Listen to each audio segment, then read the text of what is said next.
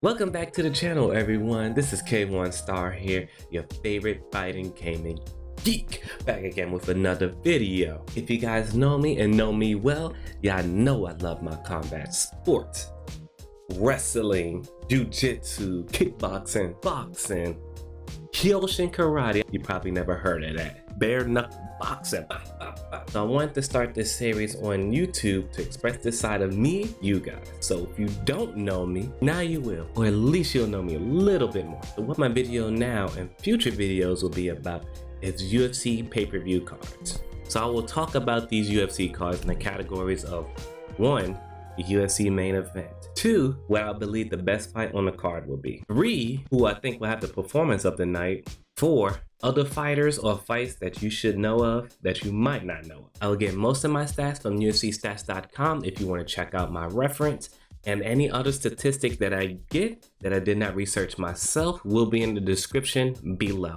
Hope you guys all enjoy this video. Let's get into it. Let's start off with the UFC Main Event here. We have Deiveson Figueiredo versus Brandon Moreno for the flyweight title. Deiveson 20-1, Brandon Moreno 18-5-1. Both gentlemen just fought 3 weeks ago at UFC 255, so literally the last pay-per-view. Deiveson was able to score a first-round submission over Alex Perez, and Brandon Moreno was able to score a first-round TKO due to injury over Brandon Wood. And what's interesting about this fight is both guys just fought at UFC 255 just 3 weeks ago. Now they're fighting again.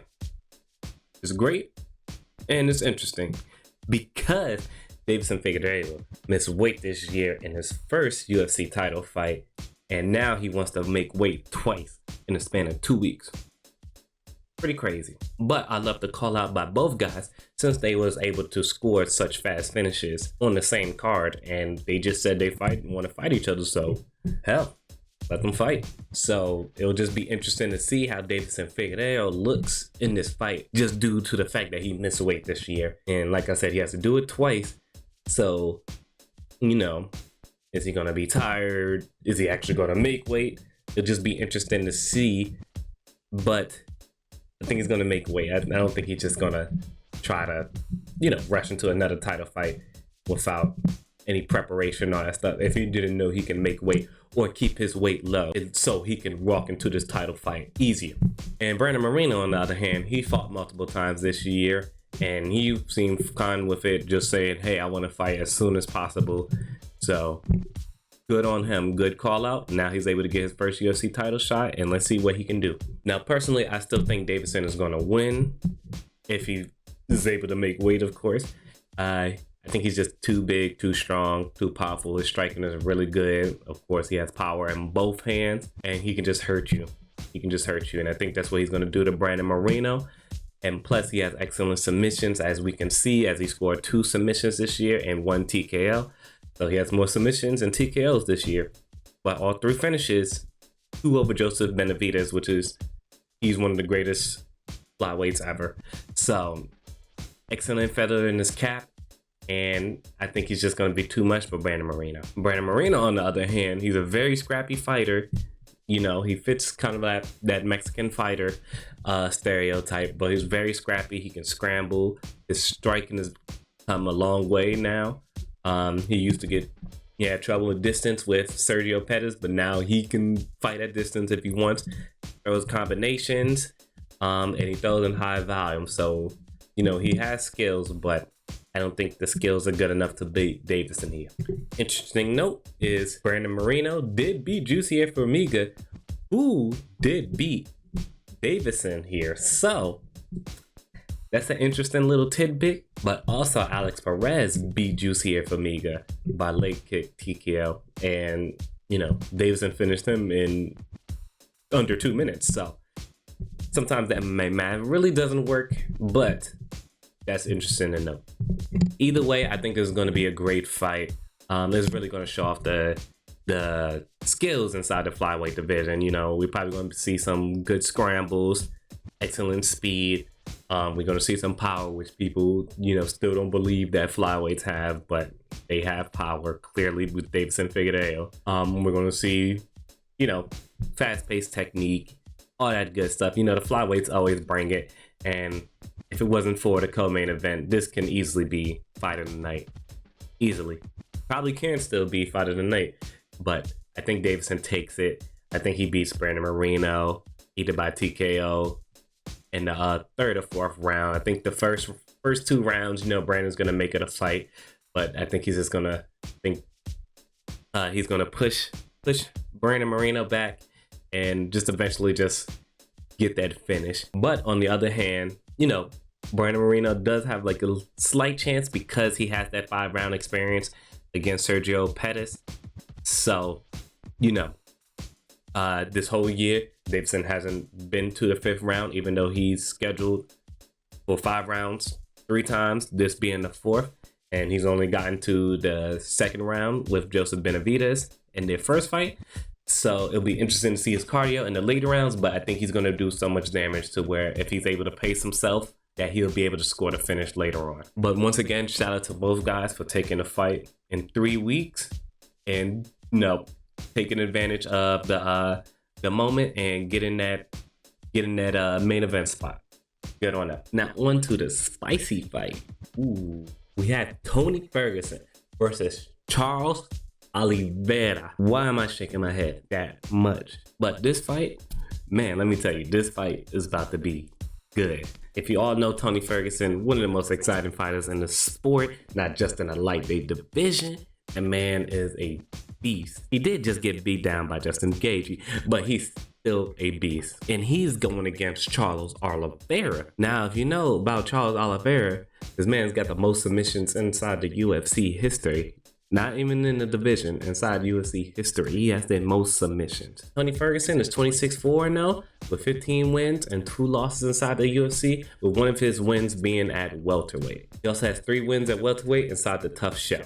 As a Charles Oliveira, he is 29-8-1 no contest. He has 17 wins inside the UFC and 8 losses. And what's interesting about Charles Oliveira's stats, or win-loss stats, is Oliveira has 6 fights at catchweight. He is 4-2 in those fights, 14 fights at lightweight, and he is 10-3-1.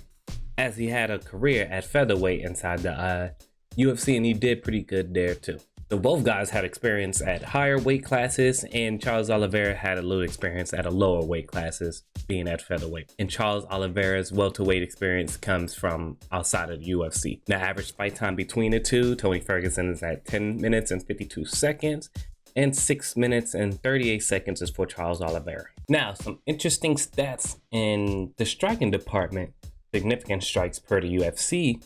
We have strikes landed per minute, 5.80 for Tony Ferguson and 3.27 for Charles Oliveira. Striking accuracy, 45%, and Charles Oliveira is a little bit better at 51%.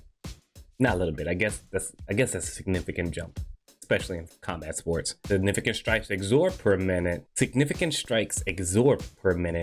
4.04 for Tony Ferguson and 3.08 for Charles Oliveira. Defense, Tony's a little bit more accurate at 59%, while Charles Oliveira is at 54%. Now in the grappling department, Tony Ferguson, takedown average for every 15 minutes, he barely gets a takedown. It's only 0.49. As with Charles Oliveira, if you already know, he's grappling savvy, or grappling savant, if you like to say. He's at 2.61 takedown per 15 minutes. Now, as in accuracy, they're both the same, 42%.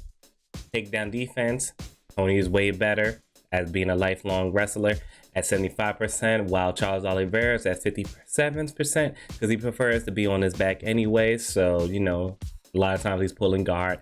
So, of course, his takedown is a little bit, just barely above 50%. Submission average per minute, submission average per 15 minutes. We got 1.2 for Tony Ferguson and 2.8 for Charles Oliveira. Now, why I love this fight, just look at the fighters. You have Charles Oliveira, the highest submission finishes inside the whole UFC ever, period. All this man do is just latch onto submissions and he gets them. He's incredible. He's probably one of the best jiu-jitsu artists, and we never really recognize him as one of the better jiu-jitsu artists in the same vein as Damian Maia and guys similar to Maia. You have Tony Ferguson, of course, one of the best lightweights ever, one of the best fighters inside the UFC, period, in any weight class. He's been one of the best fighters in the UFC for a long time. I mean, I think lightweight's the best division in the UFC. That's debatable, clearly debatable, because you still got bantamweight and welterweight and lightweight. I mean, not lightweight, featherweight. And of course, all of those can be the best division at any point. But I believe really lightweight is the most skilled fighters inside of MMA. They can do anything and everything, and they always are exciting. They're the most competitive to me. So the fact that Tony went on the streak that he did against very quality fighters and was able to snatch an interim championship along the way, clearly he's a step above everybody else. And it was unfortunate that he ran into Justin Gaethje, because that was just a bad stylistic matchup with him, because we really wanted to see the Khabib fight, because we thought he can give Khabib problems. Clearly that's not happening now, because Khabib retired, and of course Tony lost to Gaethje. But yeah, we knew the level Tony was on, and the fact that he made it so close to the official UFC title shot, it really sucks that that he lost and that Khabib retired, that the whole pandemic shut everything down. Now with this fight, how it's gonna play out is, I believe that Charles Oliveira, he's gonna try to seize the moment, and he's gonna put a lot of pressure on Tony. Tony is actually the more relentless one in terms of the striking, but Oliveira pushes forward too with his striking too, because he wants to get the grappling. So I think Oliveira is just gonna push Tony and force the grappling out of Tony. I mean, we've seen Tony grapple a lot, his Danny Castillo fight. Abel was able to get him to the ground. He had a lot of times where he was grappling, but not a lot of people can actually hold Tony down unless he wants to stay down there on his own. Kevin Lee was able to take Tony down and mount him actually, and landed a lot of ground and pound in their first round. So that's basically Charles Oliveira's game plan. There has been times Tony's been grounded and people have been able to keep him there, but of course nobody's able to finish him on the ground. Now with Tony, there's a reason why nobody was been able to really hold him down for long periods of time, and if they did, they still lost the fight. Danny Castillo, he has a very active guard. He favors position over submission, but he will put you in position to latch on the submission, if that made any sense. Tony likes to snap down, so if you're shooting in on him, or in Lando Vanat's case, when you're trying to bob and weave and he sees you ducking your head too far down, he usually likes to do the snap down and latch onto his Darce choke, which is his favorite choke. And more often than not, he usually gets it. And like I said, with his guard, he'll throw up, Tony will throw up triangle chokes. Doesn't really go too much for anything else besides triangle chokes. He has an active guard though, that's why a lot of people want to see the Khabib fight. And of course, with Charles Oliveira, his grappling, he goes for chokes, heel hooks, arm bars, front chokes, modified front chokes. He goes for everything. Standard rear naked chokes, which he's gotten twice. I believe he caught Paul Felder with that choke too. He wasn't able to finish that fight, but clearly, that's there for him, because of his amazing back takes and his scrambling abilities. Now, of course, with both fighters, they're both excellent, and like I said, Tony's just been a step above every lightweight for a better part of his whole career inside the UFC. Don't get me wrong, Tony, like I said, is a step above everything else. But clearly, if you see my thumbnail, I'm in favor of the Brazilian fighters in the co-main event, in the main event. And I know you don't see Davis and Figueiredo on there, but I have the Brazilian colors on there. So clearly, you know who I'm in favor of. Now, I can be totally wrong. This is Tony Ferguson we talk about. Just because he had one loss doesn't change the fact that he's one of the best fighters in the UFC, period. But I do think this is Charles Oliveira's time to shine. I think he's really going to press Tony against the cage and force the most grappling we've ever seen out of Tony in the UFC, period. Tony has had a loss by submission outside of the UFC with a triangle choke. And of course, in turn, Charles Oliveira has lost multiple times by submission inside the UFC. So, and Tony has won a couple fights by submission inside the UFC. So there's that. But I think we're going to see a side of Tony that we haven't seen before, and at least in the grappling department, for the first 2 rounds. I don't think Charles Oliveira is going to win the 3rd round, but I'm going to say this: Charles Oliveira is going to push Tony to a point we haven't seen before, at least in the first 2 rounds, because Tony has had a slow first round multiple times throughout his career. So he's going to try to push the face, start it off early, forcing him into grappling positions. It's going to be super scrambly. We know Tony's got that forward roll, the Granby roll, and he can easily latch on to submission to Charles Oliveira. But I think what impressed me the most about Charles Oliveira and his run at lightweight, or his most recent run at lightweight, aside from the Paul Felder fight, and even in the Paul Felder fight, was his strength. He's surprisingly skinny, but he is way stronger than what he looks like. When I saw him go against Will Brooks, he just took Will Brooks, and then Will Brooks took Will Brooks down. Then Will Brooks tried to get up and he just slammed back down, then took his back and choked him out in like 2 minutes. That was just shocking to me. You know, he was manhandling Paul Felder for a little bit. Of course, he succumbed to the strength and size, which can play a factor in this fight because I believe Tony bigger than Charles Oliveira too. And then he eventually got finished by elbows, which Tony Ferguson is good at. I still think this is Charles Oliveira's time to shine. He should take the fight to Tony, and I think he's gonna score at least the first 2 rounds against Tony, and then Tony's probably gonna pick it up at least in the latter half in the 2nd round, depending on how it goes. Charles Oliveira is probably gonna keep searching for takedown, and of course, in terms of grappling, if Tony ends up on his back, it can favor Charles Oliveira more than it favors Tony. So I'm going to choose our Charles Oliveira by unanimous decision, but I'm probably going to be wrong. So you can come back to this video and talk y'all shit. I know. But I'm going to go on out on a limb and say Charles Oliveira is going to win this fight against Tony Ferguson this weekend. Now, who I believe will have the performance of the night, I think Cyril Gane was going to have the performance of the night. He's taking on Junior Dos Santos. Junior Dos Santos, former heavyweight champion. But recently he's lost 3 times in a row by TKO. So I think his best days are behind him. And I think this is Cyril Gane's time to just take advantage of an aging heavyweight. And all he has to do is just push Junior Dos Santos back to the fence. And he's going to get to the knockout. I think that's basically almost all of Junior Dos Santos' loss by knockout is because he got backed up to the fence. And they just brutalized him, especially Cain Velasquez. So we know the blueprint.